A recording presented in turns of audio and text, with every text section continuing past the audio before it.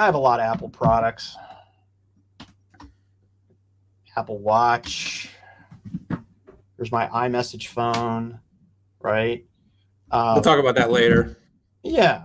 But when it comes to what Apple is doing in the ad space, I think it deserves probably diabolical.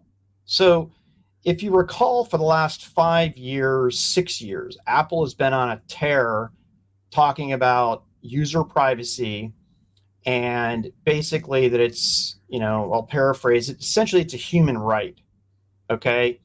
And on the surface, you can't disagree, right? You should be able to turn stuff off that you don't want that's out there. And Apple was essentially the white knight who came in, who was the opposite of Google and Facebook and every other company that made its money off advertising. So Apple came in and instituted some controls that essentially made it harder for the Googles and the Facebooks and the Snapchats to monetize the platform. It was called App Tracking Transparency. And again, on the surface, Daniel, and it's Don't they wonderful. love us? Like, Don't they love it's like us? They're heaven. just Yeah, I mean, Apple loves the users, right?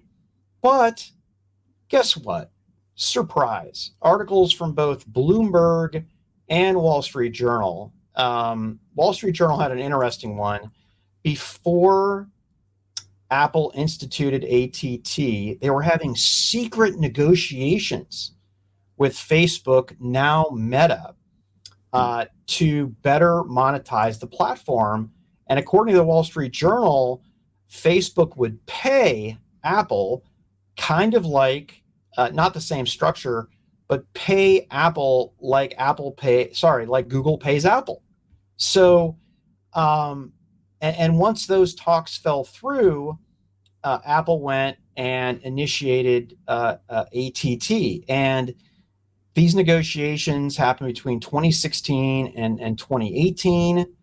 Everybody hardened their positions, and boom, AT&T come out. And then the same week, Bloomberg runs an article, Mark Gurman essentially saying Apple is set to expand ads to new areas of your iPhone and iPad in search of its next big revenue driver.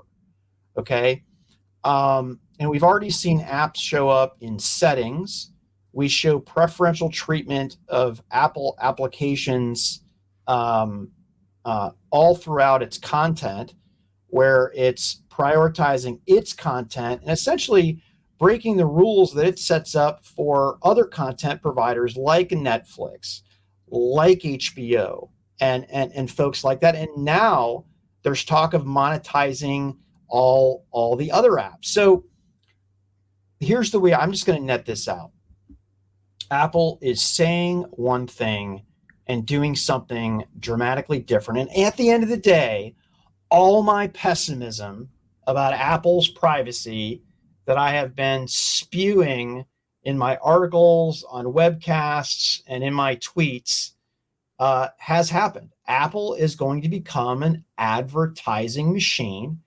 I do have to call out that, actually, I don't know if it will actually abide by its own rules, because it doesn't abide by its own rules when it comes to applications and content advertising that it's asking everybody else to do. So with that, Apple, shame on you. Yeah, it's a weekly topic. We should just have it should be the 5-5 plus an Apple shaming segment, because Are every we week are we the only analysts who call this stuff out, Daniel? Like, well, yeah, I mean, look, it's kind of one of these weird things. There tends to be 2 or 3 disconnects with companies that tend to lead to people not saying the appropriate things. One is if a stock makes people a lot of money, people tend to be extra nice to those companies.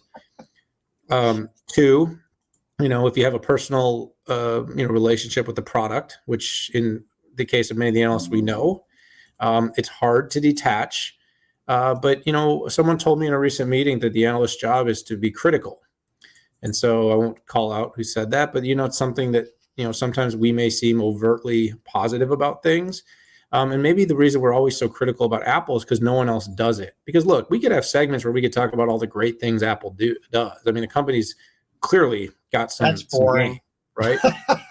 So, the reason we do this is because we know it goes against the grain. And the thing is, we also do it though because we know it's right. We know it's true. The first of all, so let me give Apple a compliment. The privacy strategy was brilliant because people ate it up.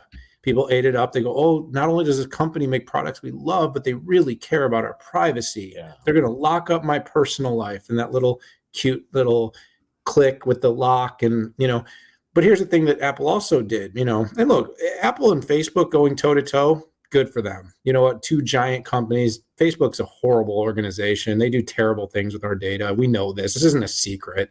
But they're capitalists. So they make money and they offer a service, by the way, that people care about. I keep up with a lot of people's lives because of Facebook. I keep up with a lot of people because of iMessaging. And we'll talk more about that. But long and short here, Pat, is they basically blew up an industry. They basically changed the rules in a way that would be extremely unfavorable to all their competitors. And they did it under the guise of we're doing something good for the consumer.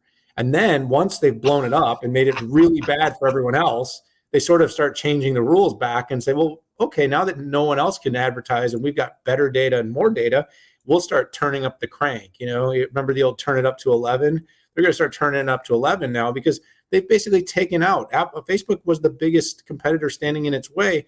And let's face it, just like software needs a semiconductor to run on, these apps need a device. You said it earlier. I'm going to repeat it. I'm going to kill a mosquito.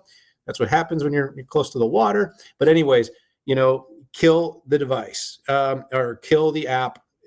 People still need the device. Now they can just do it right in the Apple iOS. So you know what?